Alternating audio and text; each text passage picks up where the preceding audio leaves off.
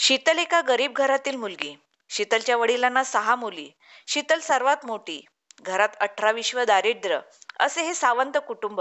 वडील रिक्षा चालक होते, पण सतत दारूच्या नशेत असत. त्यांना कधी कधी दारूची नशा एवढी चढत असे की त्यांना घरी यायचं पण भान राहत नसे. गावातच बरेचदा कुठेतरी दारू पिऊन पडत. मग गावातलं कोणी बघितलं की घरी येऊन सांगत. मग ह्या मुली जाऊन वडिलांना घरी घेऊन येत. शीतलचे वडील चौथी मुलगी झाल्यापासून जे दारू प्यायला लागले ते आजपर्यंत. शीतल मोठी मुलगी 20 वर्षाची झाली तरी त्यांनी दारू सोडली नाही. दारू पिऊन बायकोला मारणे हे घरात रोजच चालू असे. शीतलच्या आईने लोकांची धुनी भांडी, लोकांच्या घरी स्वयंपाक करणे अशी कामे करून मुलींना वाढवलेलं असतं. मुली आई वडिलांची भांडणे बघतच मोठ्या झालेल्या होत्या. आईने कष्टाने कमवून आणलेल्या पैशावर पण वडिलांचा डोळा असे. ते पैसे पण वडील कधी कधी आईकडून हिसकावून घेत. आई रडत असे, ओरडत असे, पण दारूच्या नशेत वडिलांना स्वतःचं भानच राहत नसे. मुली मोठ्या होत असतात. त्यांनाही आई वडिलांचं रोजची भांडणं, वडिलांचे हे असे वागणे आवडत नसे. पण आई बिचारी साधी असली तरी तिचं एक मत असे, मी अजून 4 घरची भांडी धुणं भांडी करेल, पण तुम्ही मुलींनी शिका. पण आईची कमाई बघता आईला 6 मुलींना शिकवणे जमत नव्हते. पण त्या माऊलीने जिद्द सोडली नाही. ती मुलींना नेहमी म्हणत असे की तुम्ही शिका. शेवटच्या एका मुलीला 7 वर्षे होऊन गेली तरी आईला शाळेत घालायला पैसे अभावी जमत नव्हते. आई रडत असे. मुलींना आईची हतबल कळत होती, पण मुलींचं वडिलांपुढे काहीच चालत नसे. वडील असे का वागतात हे त्यांना आईने सांगितलेलं असतं. पण मुलींचं मत असे की बाबांनी आता ते स्वीकारून दारू सोडावी ना. पण आता बाबांना दारूची एवढी सवय झालेली असते की त्यांना दारू पिल्याशिवाय जमतच नसे. बाबा आईला मारायला लागले की मुली मध्ये पडत, पण बाबा त्यावेळी दारूच्या नशेत मुलींवर पण हात उचलत. आईने ह्या सगळ्या त्रासाला कंटाळून एकदा आत्महत्या करण्याचा प्रयत्न केला होता. ती माऊली गळफास लावून स्वतःला ह्या सगळ्या त्रासातून मुक्त करून घेणार होती. पण नशिबाने 3 नंबरची मुलगी तिची तब्येत बरी नसल्यामुळे शाळेतून लवकर घरी आली. तिने हा सगळा प्रकार बघितला आणि आरडाओरडा करून शेजाऱ्यांना हाक मारली आणि आई वाचली. पण त्या प्रकारानंतर मुली खूप घाबरल्या. आईला बोलल्या, आई तू असं काही केलं असतं तर आम्ही एकटे पडलो असतो. मग बाबांनी आम्हाला अजूनच त्रास दिला असता. 6ही मुली त्या दिवशी आईला बिलगून खूप रडल्या. आईला बोलल्या, आई तू आम्हाला वचन दे की तू असं कधीच पुन्हा करणार नाहीस. आई पण हमसून हमसून रडू लागली. मुलींना बोलली की लग्नाला एवढी वर्षे होऊन पण माझा त्रास संपत नाही आहे, म्हणून मी स्वतःला संपवण्याचा निर्णय घेतला होता. चुकले मी. माझ्या पाठीमागे माझ्या मुलींचे काय होणार याचा विसर पडला मला ह्या सगळ्या माझ्या त्रासात. शीतलचं कुटुंब राहत असलेलं गाव तसं छोटं असल्यामुळे गावात नोकरीच्या काही संधी नव्हत्या. शाळा पण दूर होती. शीतल आईला म्हणत असे, आई मी अजून जरा मोठी झाली की कुठेतरी नोकरी करे, म्हणजे तुला आधार होईल. पण गावात नोकरीची काही सोय नव्हती आणि त्यात दुसऱ्या ठिकाणी नोकरीसाठी जाण्यासाठी गाठीशी पैसा नव्हता. आई कमावत असलेले थोडेफार जे पैसे असतात ते बाकीच्या बहिणीच्या शिक्षणाच्या खर्चासाठी होत असे, घर खर्चासाठी लागत असे. त्यात वडील आईकडून दारूसाठी सतत तिचे बाजूला काढलेले पैसे हिसकावून घेत. घरची परिस्थिती वर्षानुवर्षे तशीच होती. तीच गरिबी, तेच वडिलांचे रोजचं दारू पिऊन येणे. वडील रात्र रात्र दारूच्या नशेत बडबड करत असत. घरातल्या या सर्व गोंधळामुळे मुलींचा अभ्यास पण नीट होत नव्हता. मुली आई रडली की नेहमी म्हणत, आई तू काळजी करू नकोस, आपली परिस्थिती सुधारेल. एके दिवशी शीतलचे वडील घरी येऊन सांगतात की शीतलसाठी मी एक स्थळ आणलं आहे. मुलगा वकील आहे, स्वतःचं घर आहे, घरची परिस्थिती चांगली आहे, मुलगा श्रीमंत आहे. शीतल रडू लागते आणि बोलते, बाबा मला एवढ्यात लग्न करायचं नाही, मला अजून शिकायचं आहे, मला डॉक्टर व्हायचं आहे, माझी स्वप्न पूर्ण करायची आहेत. शीतलचे वडील शीतलला ओरडतात आणि बोलतात, मी सांगतोय ना सर्व चांगलं आहे. शीतलची आई पण बोलते, कोणी सांगितलं तुम्हाला हे स्थळ? तुमच्या कुठल्या दारुड्या मित्राने तर सांगितलं नाही ना. मुलीच्या आयुष्याची वाट लावू नका, तिला शिकू देत ना. शीतल पण खूप रडते आणि बोलते, बाबा असं करू नका, मी लहान आहे अजून. पण वडील बोलतात की मला काही माहित नाही, मी सांगतोय ते ऐकायचं तू. बाबा बोलतात, उद्या त्या मुलाने तुला भेटायला बोलवलं आहे आपल्या इथल्या जवळच्या हॉटेलवर.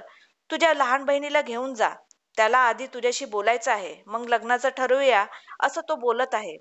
उद्या कुठलंही नाटक न करता सरळ त्याला भेटायला जायचं. शीतल रडतच असते. वडील बाहेर निघून जातात. मग आई पण शीतलला समजावते की एकदा भेट तरी, ते एवढे बोलतायत तर. शीतल रडत का होईना पण आईचं ऐकून तयार होते. दुसऱ्या दिवशी हॉटेलला त्या मुलाला भेटायला जाते. त्याला बघूनच शीतल अवाक होते. शीतलपेक्षा खूपच वयाने मोठा दिसत असतो तो.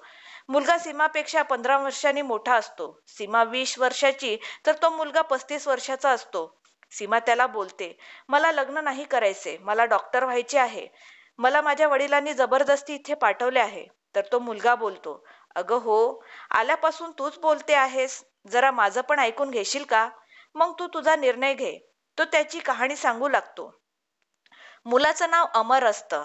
अमर सांगतो, माझे आई वडील एका अपघातात वारले. तेव्हा माझी बहीण 15 वर्षाची होती आणि मी 18 वर्षाचा होतो. मी नुकतीच 12वीची परीक्षा पास झालो होतो. आमच्या घरी मी, आई वडील, आजोबा आणि माझी लहान बहीण असे आम्ही 5 जण राहत होतो. आई बाबा वारल्यानंतर आजोबांनी अंथरूण धरलं ते अगदी शेवटपर्यंत. 3 वर्षांनी ते वारले. घरची सर्व जबाबदारी माझ्यावर आली होती.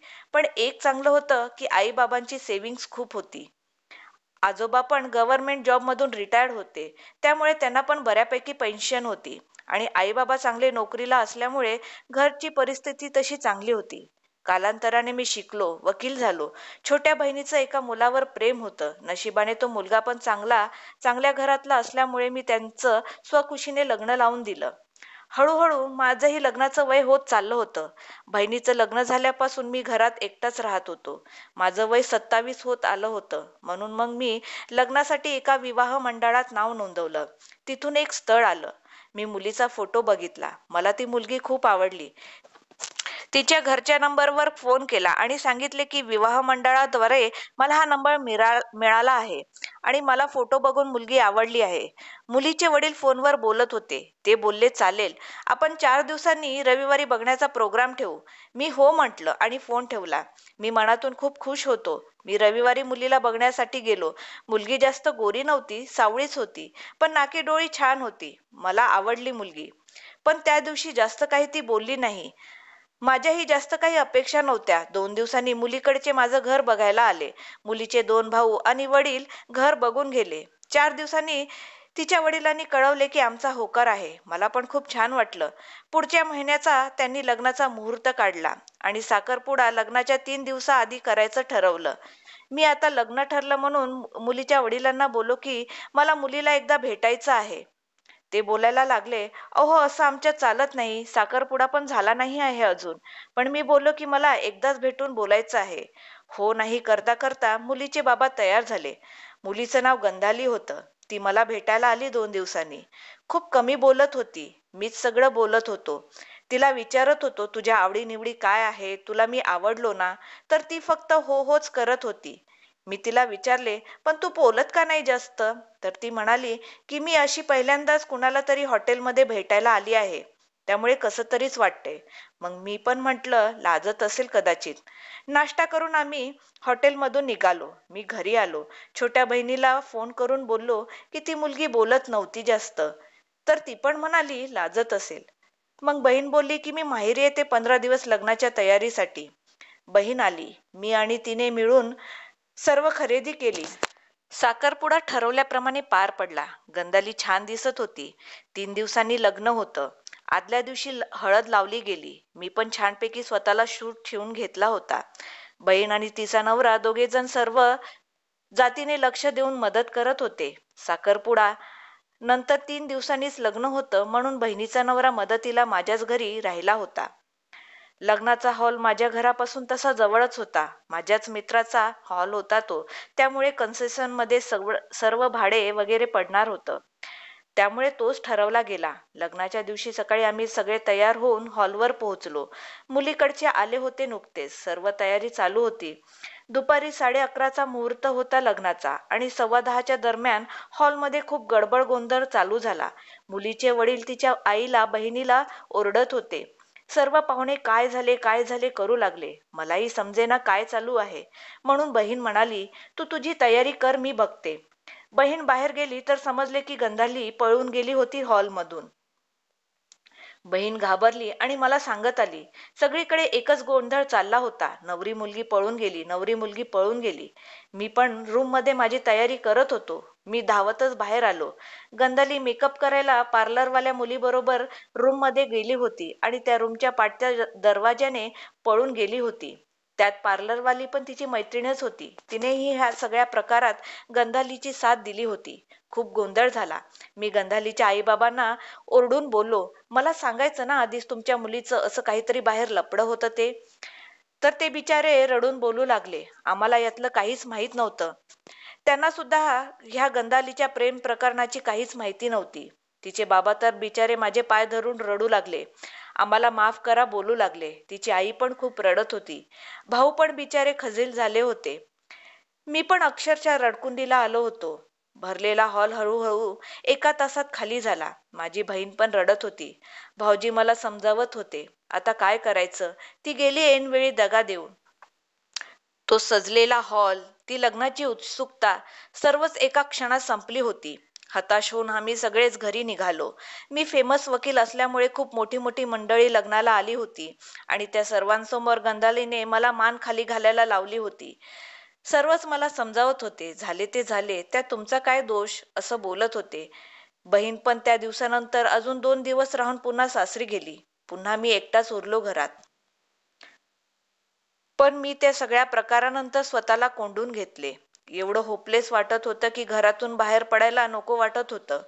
कुणीतरी बाहेर गेल्यावर बिल्डिंग मधलं विचारेल, लग्नाबद्दल कोणीतरी काहीतरी बोलेल, असं सारखं वाटत राहायचं. मी 8 दिवस बाहेरच गेलो नाही. दूध सुद्धा आणायला मी बाहेर गेलो नाही. घरात बसूनच विचार करत असायचो की आई वडील देवाने लवकर हिरावून घेतले.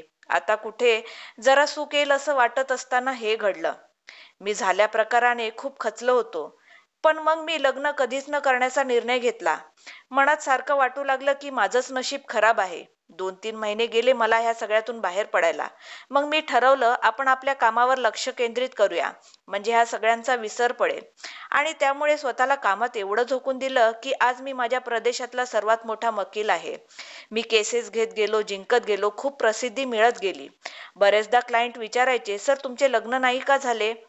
मी नाही अजून असं बोलून विषय संपवायचो. पण कोर्टात जोडप्यांच्या केसेस बघून नेहमी वाटायचं की मी एकटाच आहे. कालांतराने मलाही वाटू लागले की किती दिवस अजून एकट्याने जेवण करून स्वतःच खाणार. रोज रोज तेच कंटाळवाणं रुटीन. घरी आल्यावर जेवण करणे, टीव्ही बघणे, वाटलं तर जेवण करायचं, नाहीतर एकटंच बाहेर जाऊन हॉटेलमधून जेवून यायचो. आजारी पडल्यावर पण कोणी काळजी घेणारं नाही. एकट्याने हा गाडा ओढायचा आता कंटाळा येऊ लागला. मग वाटू लागले की आता आपल्याला साथीदाराची गरज वाटत नाही आहे, पण उतार वयात कोणाची तरी साथ असावी. पण ह्या सगळ्यांमध्ये माझं लग्नाचं वय निघून गेलं होतं आणि एके दिवस तुझे दूरचे नातेवाईक माझ्याकडे एक केस घेऊन आले. त्यांची केस संपेपर्यंत त्यांची आणि माझी चांगलीच ओळख झाली होती. त्यांनीच मला तुझं हे स्थळ सुचवलं. ते बोलले पण, त्यांची परिस्थिती खूप हालाकीची आहे.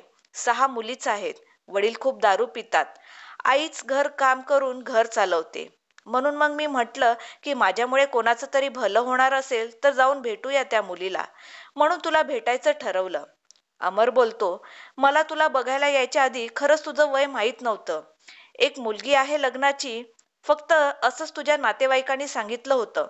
मी मुलगी बघायला यायला पण तेवढा मनापासून तयार नव्हतो. पण म्हटलं एकदा भेटून तर बघू आणि तुला भेटायला आलो.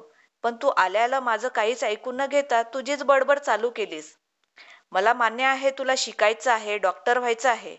पण एक सांगू का? एकतर तुमचं गाव खूप आडगाव आहे. त्यामुळे त्यात सुधारणा व्हायला बरीच वर्षे लागतील. त्यात नोकरीसाठी कुठे लांब राहणे तुला शक्य नाही. घरी वडील आईला खूप त्रास देतात. पैशाची तंगी आहे.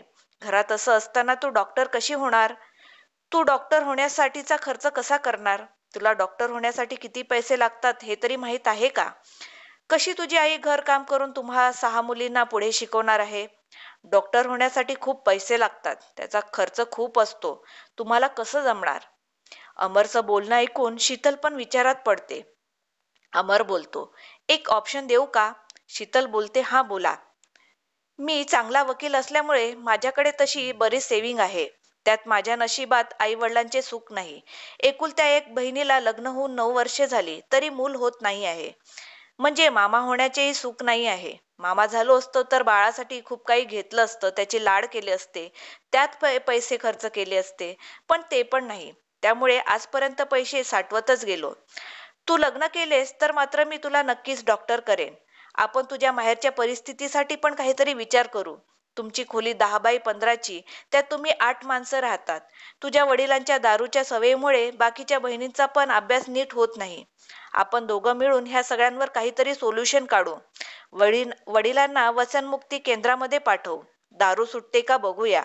तुझ्या घरचे या गावात कायम राहिले तर आडगाव असल्यामुळे तुझ्या बहिणींची प्रगती पाहिजे तशी होणार नाही. आपण तुझ्या घरच्यांना शहरात सध्या एखादा रूम घेऊन देऊ. त्यामुळे तुझ्या बहिणी चांगल्या शिकतील आणि वडिलांची दारू सुटले तर सगळे प्रश्नच सुटतील. तुझे बाबा जर दारू प्याले नाहीत तर ते त्यांची रिक्षा नीट चालवतील आणि त्यातून अर्थजन होईल. आईलाही घरकाम करावे लागणार नाही. माझी घरची परिस्थिती खूप चांगली आहे, पण मला साथ हवी आहे कोणाची तरी. मी एकटाच राहतो, कोणी सोबत नाही. म्हणून सुट्टी असली की दिवस जाता जाता जात नाही. एकट्याला कंटाळा येतो, कोणीच बोलायला नाही. सगळ्या मित्रांची लग्न झाली आहेत, त्यामुळे सुट्टीच्या दिवशी ते त्यांच्या कुटुंबाबरोबर बिझी असतात. म्हणून मी लग्न करण्याचा निर्णय घेतला आहे. तुला कदाचित माझं बोलणं पटत नसेल, पण तू घरी जाऊन शांतपणे विचार कर ह्या सगळ्यांचा. आपल्या लग्नामुळे घरच्या सर्वांचेच प्रॉब्लेम सुटणार आहेत. तू म्हणत असशील की मी हे सगळं तुमच्यासाठी का करतोय, तर त्याचे उत्तर असे आहे की मला मनापासून वाटतं की पैशाच्या अभावी तुम्हा 6ही मुलींचे शिक्षण रखडू नये. पैसे नसतील तर कशा शिकणार आहात तुम्ही पुढे. आता निर्णय पूर्णपणे तुझा असेल. तुला मी डॉक्टर करेनच, याबद्दल तीळ मात्र शंका नाही. मी वकील आहे, त्यामुळे माझ्या जबानीला मी पक्काच राहणार. तू सगळ्या बाजूने विचार करून 8 दिवसात मला तुझा निर्णय कळव. हो नाही जे असेल ते. मी माझा फोन नंबर देतो तुला, त्याच्यावर कॉल करून कळव. शीतल घरी आल्यावर आईला हे सगळे सांगते. आई पण म्हणते, अगं शीतल, 15 वर्षाचं अंतर आहे तुम्हा दोघात. खूप होतंय ना. मला काही हे योग्य वाटत नाही आहे. शीतल बोलते, आई मी विचार करून तुला संध्याकाळी सांगते. ती खूप विचार करते आणि शेवटी लग्न करण्याच्या निर्णयावर पोहोचते. 3 दिवसांनी अमरला फोन करून सांगते की मी लग्नाला तयार आहे. तुम्ही येऊन आईबाबांशी बोला लग्नाच्या तारखेबद्दल. अमर पण खुश होतो आणि बोलतो, मी परवा माझ्या बहिणीला आणि भाऊजींना घेऊन लग्नाची बोलणी करायला येतो. अमर त्याच्या बहीण आणि भाऊजी बरोबर शीतलच्या घरी येतो. लग्नाची बोलणी होते. अमर बोलतो, मला वाटते की आपण लग्न थाटामाटात न करता सरळ कोर्टात करावं. त्याने उगाचच तुम्हाला पण असं मनातून वाटणार नाही की आमची परिस्थिती नव्हती तरी तुम्हाला आम्हाला लग्न थाटात करायचं आहे असं बोलून पेचात पाडलं. खरोखर मलाही जास्त तामधाम करायचं नाही आहे. आपण लग्न कोर्टात करू आणि दुसऱ्या दिवशी लग्नाच्या पूजेला सर्व नातेवाईकांना आमंत्रण देऊ. सर्वांना हा निर्णय पटतो. 8 दिवसांनी अमर आणि शीतलचं लग्न होतं. शीतलचं नव्या घरी गृहप्रवेश होतो. 2 BHKचा मोठा फ्लॅट असतो. शीतल खूप खुश होते घर बघून. अमर लगेचच तिला बोलतो, बाईसाहेब मी घर माझ्या पद्धतीने लावलं आहे. आता तुम्ही तुम्हाला आवडेल तसं सगळं नीट जागेवर लावून घ्या. अमरचं वाक्य ऐकून शीतल मनोमन आनंदी होते. पूजेला अमरची मित्रमंडळी येतात. त्याच्या बहिणीचे सासू सासरे पण येतात. बहीण अजून 1 दिवस राहून आपल्या सासरी जाते. मग सुरू होतो शीतल आणि अमरचा सुखी संसार. अमर 2 दिवसांनी शीतलला मॉलमध्ये घेऊन जातो आणि बोलतो, तुला आपल्या घरासाठी काही हवं असेल किंवा किचन मधलं काही सामान हवं असेल तर बिंदास घे इथे. शीतल तो मॉल बघूनच हरकून जाते. ती तिच्या गावाबाहेर पण जास्त कधी गेली नव्हती. शीतल कचरत थोडं थोडं सामान घेते आणि लगेचच अमरला निघूया बोलते. 8 दिवसांनी अमर शीतलचं एका कॉलेजला ऍडमिशन करून देतो आणि शीतलला बोलतो, तुला मी रोज कॉलेजला सोडत जाईन. शीतल बोलते, अहो मला इथली काहीच माहिती नाही आहे, मी कसं मॅनेज करणार. अमर बोलतो, मी आहे ना, मी सांगेन तुला सगळं, जमेल ग तुला हळूहळू. शीतल कॉलेजला जाऊ लागते. अमर शीतलला 1 महिन्याने तिच्या माहेरी घेऊन जातो आणि तिच्या वडिलांना सांगतो की मी तुमचं व्यसनमुक्ती केंद्रामध्ये नाव नोंदवलं आहे. तुम्हाला आता सुधारायचं आहे. 3 महिन्यांनी तिकडून छान सुधारूनच यायचं. आणि बोलतो की आई तुम्ही पण आता इथे एवढ्याशा खोलीत राहायचं नाही. मी तुम्हा सगळ्यांसाठी शहरात एक घर बघितलं आहे, तिथंच राहायचं. शीतलची आई बोलते, अहो जावई बापू, नको एवढं सगळं. जागा बदलली की मुलींची शाळा पण बदलावी लागेल. अमर बोलतो, ते पण मी करतो ऍडमिशन. शीतलची आई बोलते, अहो माझी सगळी घरकामे इथेच आहेत. तर अजय बोलतो, अहो 3 महिन्याचा तर प्रश्न आहे. बाबा एकदा नीट होऊन आले की ते त्यांची रिक्षा चालवतील रोज. मग सगळंच व्यवस्थित होईल. आणि तुम्हाला या तुमच्या मुलाची मदत का नको वाटते? मी तुमचा मुलगा झालोय आता. मुली पण बोलतात, आई भाऊजींचं ऐक ना, आपण छान चांगल्या ठिकाणी राहायला जाऊया ना. मग हो नाही करत करत शीतलची आई पण तयार होते आणि मग शीतलच्या घरचे अमरने सांगितलेल्या ठिकाणी शिफ्ट होतात. इकडे अमर आणि शीतलचा संसार पण छान चालू असतो. शीतल पण शिकत असते. तिच्या सगळ्याच बहिणीचं अजय चांगल्या शाळेत ऍडमिशन करून देतो. शीतलचे वडील सुद्धा 3 महिन्यांनी व्यसनमुक्ती केंद्रात राहून येतात. दारू पूर्णपणे सोडलेली असते त्यांनी. 15 दिवसांनी ते आपली रिक्षा चालवायला जायला लागतात. शीतलच्या घरची परिस्थिती पण सुधारते. शीतलच्या घरच्यांना तर अमर आपल्या सर्वांच्या आयुष्यात देव म्हणूनच आला आहे असं वाटत असतं. शीतलच्या बहिणी पण हळूहळू मोठ्या होत असतात. कालांतराने शीतल डॉक्टर होते. अमर त्याचा शब्द खरा करतो. शीतलला डॉक्टर करतो. तिला जवळच्याच एरियामध्ये एक छोटासा दवाखाना काढून देतो. 7 वर्षे होत आलेली असतात. शीतल अमरला बोलते, आता आपण मुलाचा विचार करूयात. अमर पण हो बोलतो. सर्वच अगदी सुखात छान चाललेलं असतं. एका वर्षानेच शीतल गरोदर राहते. 9 महिन्यांनी एका गोंडस मुलाला जन्म देते. सगळेच खूप आनंदी असतात. मुलाचं नाव राहुल ठेवण्यात येतं. सगळ्या मावश्या, आजी, आजोबा बाळाचे खूप लाड करत असतात. राहुल हळूहळू मोठा होत असतो. आता 5वीला असतो. कालांतराने शीतलच्या 2 बहिणी चांगल्या नोकरीला लागतात. अमर वकील असल्यामुळे त्याच्या बऱ्याच ओळखी असतात. त्या ओळखीतूनच तो शीतलच्या 2 बहिणींना नोकरीला लावतो. पण म्हणतात ना, सगळं छान चाललेलं असलं की काहीतरी विपरीत घडतंच. तसं अमरचा एके दिवशी मोठा ऍक्सिडेंट होतो. टेम्पोने त्याच्या गाडीला धडक दिलेली असते. घरी फोन आल्यावर शीतलची अवस्था खूप वाईट होते. ती पटकन हॉस्पिटलला जाते. अमरची अवस्था खूप वाईट असते. शीतल डॉक्टरला भेटते. डॉक्टर म्हणतात की आम्ही आमच्या परीने पेशंटचा जीव वाचवण्याचा प्रयत्न करत आहोत. अमरच्या मेंदूला खूप मार लागलेला असतो. तो सिरियस असतो. शीतल डॉक्टर असल्यामुळे ती मोठ्या डॉक्टरांना पण बोलावून ट्रीटमेंट देते.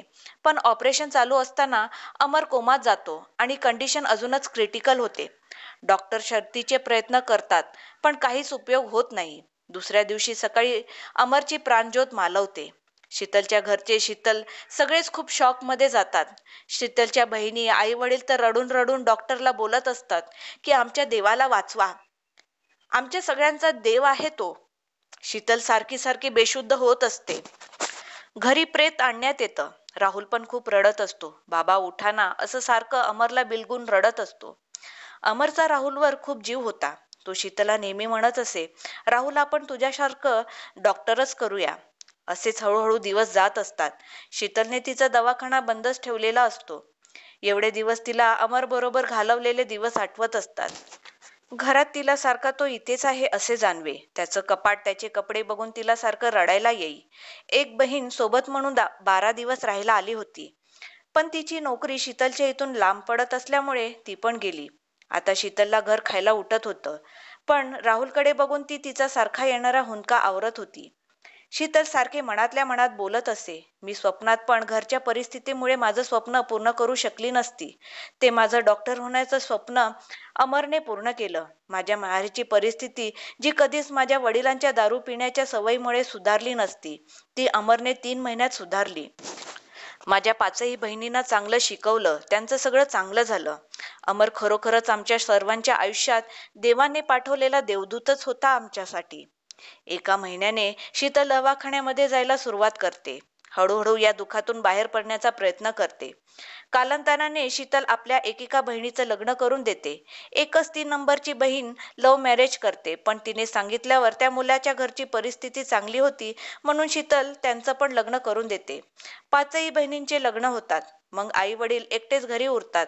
त्यांना उतारवयात आपला आधार होईल म्हणून मग कायमची ती त्यांना आपल्या घरी घेऊन येते. राहुल अभ्यासात हुशार असतो. शीतलने कायमच त्याला माणसांना कसं जपावं, गर्व नसावा परिस्थितीचा, गरिबांबद्दल माया असावी असं शिकवलेलं असतं. शीतलने त्याला सांगितलेलं असतं की कसं त्याच्या बाबांनी तिच्या घरच्यांना मदत केली. त्यांच्या मावशांना पण शिकवलं. राहुल पण अगदी संस्कारी मुलगा असतो. राहुल MBBSला असतो तेव्हा शीतल त्याला बोलते, राहुल मला तू डॉक्टर झाल्यावर तुझ्या बाबांच्या नावाने एक गोरगरिबांसाठी सगळ्या सुखसोयी असलेलं हॉस्पिटल काढायचं आहे. राहुल पण म्हणतो, आई, छान कल्पना आहे. आपण अमर हॉस्पिटल या नावाने आपलं हॉस्पिटल काढू. राहुल कालांतराने डॉक्टर होतो. राहुल अगदी त्याच्या वडिलांसारखा सुस्वभावी असतो. शीतल अमरच्या नावाने हॉस्पिटल काढते. हॉस्पिटलच्या उद्घाटनाच्या दिवशी शीतलचे सारखे डोळे भरून येत असतात. तिला अमरची खूप आठवण येते. आज अमर ही प्रगती बघायला हवा होता असं तिला सारखं वाटत होतं. 2 वर्षांनी राहुलचंही लग्न होतं. त्याची बायको पण डॉक्टरच असते. हॉस्पिटल छान चालत असतं. सगळेच अगदी सुखकर होतं. 3 वर्षांनी राहुलला 2 जुळी मुलं होतात. मुलगा मुलगी. रिद्धी आणि राघव अशी मुलांची नावे ठेवण्यात येतात. मग शीतल ठरवते की आता मी निवृत्त होते. राहुलला सांगते, तू आणि सुनबाई मिळून हॉस्पिटल सांभाळा. मी आता माझ्या नातपंडाबरोबर वेळ घालवणार आहे. आणि शीतल उरलेलं आयुष्य रिद्धी राघवच्या बाललीला पाहण्यात व्यतीत करते.